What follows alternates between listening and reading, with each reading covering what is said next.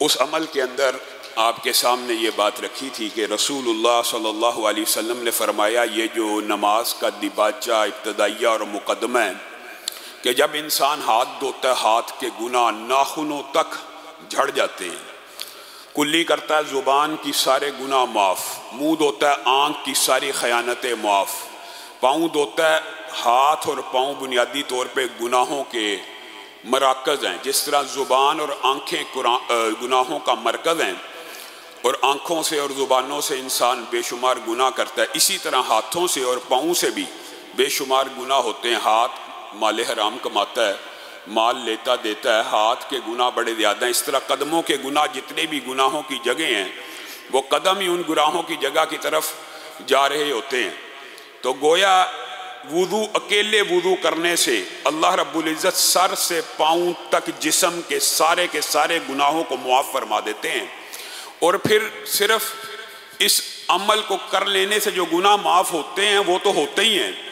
اس عمل کو کر لینے کے بعد اشہد ان لا الہ الا اللہ وحدہ لا شریک لہ اشہد ان محمدا عبدہ ورسولہ، اور دوسری روایت کو ملا لیا جائے اللہم اجعلنی من التوابین واجعلنی من المتطہرین۔ صرف یہ دعا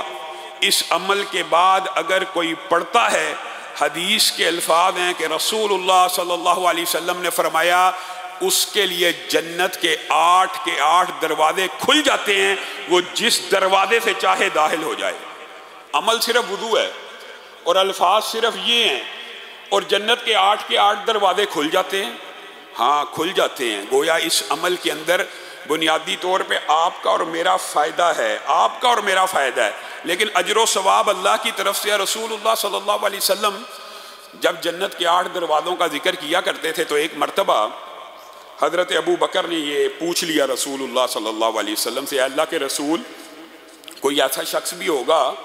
جس کو جنت کے 8 دروازوں سے بلایا جائے گا؟ ایک تو آپ کے سامنے رکھ دیا اور معین کر کے رسول اللہ صلی اللہ علیہ وسلم نے فرمایا ہے ابو بکر